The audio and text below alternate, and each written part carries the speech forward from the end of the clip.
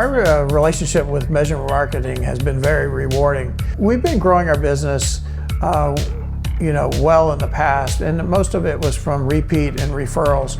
But then with the additional leads that we get through the measure marketing, we were actually able to grow our business the first year 35%, and then follow that up with a 10% growth year. And it seems like every day we're getting multiple leads from them that if we follow up with them, 9 times out of 10, we're able to turn those into actual projects. Most recently, we really did phase 2 of our website.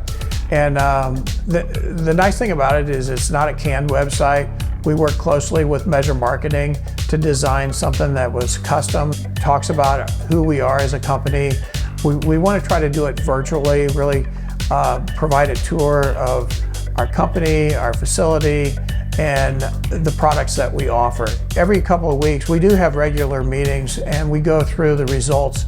And the nice thing about it is Measure Marketing truly, they report the results. It is measured, it is accountable, and so we look at what's working, what's not working.